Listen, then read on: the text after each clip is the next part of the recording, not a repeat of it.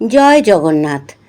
পুরী জগন্নাথ মন্দিরের পবিত্র এই যে পতাকা নিয়ে সকলে উপরে ওঠেন, উঠে পতাকাটা যে বদলানো হয় প্রত্যেক দিন, এটা কিন্তু শুধু এক টুকরো কাপড় নয়, এটা বিশ্বাস, ভক্তি এবং মহাপ্রভুর আশীর্বাদের প্রতীক। পুরী আমাদের কাছে দ্বিতীয় বাড়ির সমান। আর পুরীতে আসতে প্রায় সকলেই আমরা ভালোবাসি, বিশেষ করে আমরা বাঙালিরা তো ভীষণভাবে ভালোবাসি জগন্নাথ দেবের এই মন্দিরে আসতে। পুরীধামে আসলে মন প্রাণ সমস্ত শান্তিতে ভরে ওঠে। জয় জগন্নাথ, জয় জগন্নাথ, জয় জগন্নাথ স্বামী, জয় জগন্নাথ, জয় জগন্নাথ, জয় জগন্নাথ, জয় জগন্নাথ স্বামী, জয় জগন্নাথ। সামনেই আসছে রথযাত্রা মহাপ্রভুর, আর এই জন্য এখানে খুব সুন্দরভাবে রথ নির্মিত হচ্ছে। আমরা দেখছি, কিছুটা অংশ আমি এখানে তুলে ধরলাম।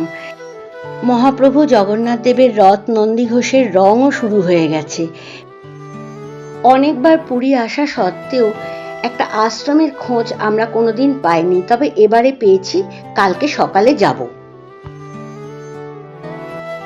আমি আজকে এসেছি শ্রী রামকৃষ্ণ পরমহংসদেবের গুরুদেব নাঙ্গা বাবার আশ্রমে। নাঙ্গা বাবাকে রামকৃষ্ণদেব ন্যাংটা বলে ডাকতেন। সেই আশ্রমে আজকে এসেছি। দেখুন, খুব সুন্দর আশ্রমটা, নিরিবিলি পরিবেশ, আর এখানে স্টেপস আছে কিছু, কিন্তু খুব ফ্ল্যাট সিঁড়ি, কোনো অসুবিধা হবে না। পুরীতে এসে নিরিবিলি এই সুন্দর আশ্রমে এসে মনটা ভরে গেল। অনেকেই হয়তো জানেন না যে পুরীধামে তোতাপুরী মহারাজের এই সুন্দর মন্দিরটি আছে। পুরীতে এসে এই মন্দির দর্শন করলে খুবই ভালো লাগবে। তোতাপুরী মহারাজের শেষ জীবন পুরীধামে অতিবাহিত হয়েছিল, যদিও তিনি পাঞ্জাব প্রদেশের অধিবাসী ছিলেন।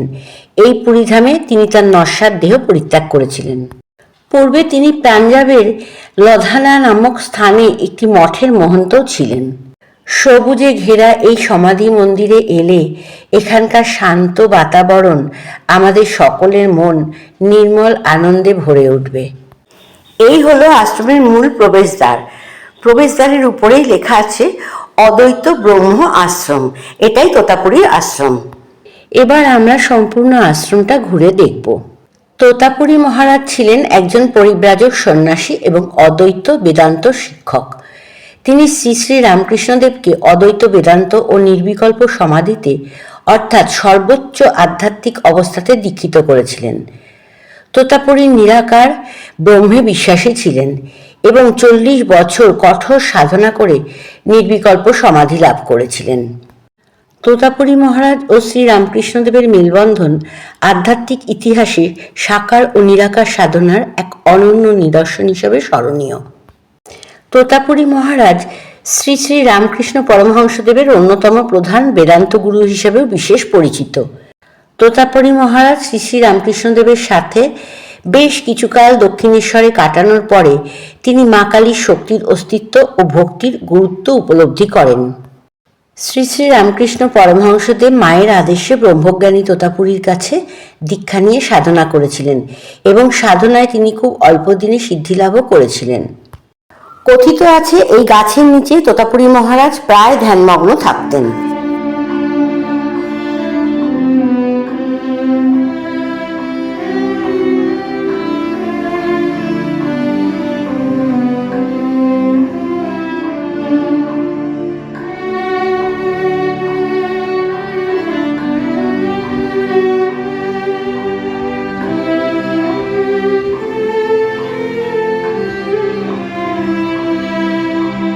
মন্দিরের এই কক্ষটি হল মহারাজের সমাধিস্থল।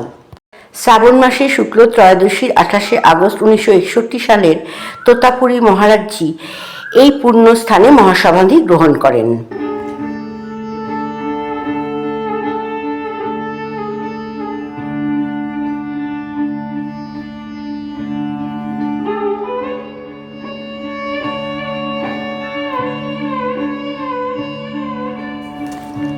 এই পাদুকা হলো মহারাজ তোতাপুরীর পাদুকা। মন্দিরে পাদুকাটি সযত্নে রাখা আছে। এই জায়গাটি হোমযজ্ঞের স্থান ছিল। আশ্রম প্রাঙ্গণের ভিতরে একটা অতিথিশালাও আছে দেখছি।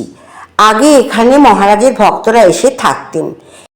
এই সমাধি মন্দিরে এলে এখানকার শান্ত নির্মল বাতাবরণ আমাদের সকলের মন প্রাণ ভরিয়ে তুলবে। আর যারা আধ্যাত্মিক পথের পথিক, তারা তাঁর আশীর্বাদে অনুপ্রাণিত হয়ে তাদের আধ্যাত্মিক জীবনকেও এগিয়ে নিয়ে যেতে পারবেন। এটা আমার নিজস্ব উপলব্ধি। পুরী বাসস্ট্যান্ড থেকে প্রায় 5 কিলোমিটার পশ্চিমে অবস্থিত গিরনারি বন্ততে এই আশ্রমটি একটি নির্জন জায়গায় অবস্থিত।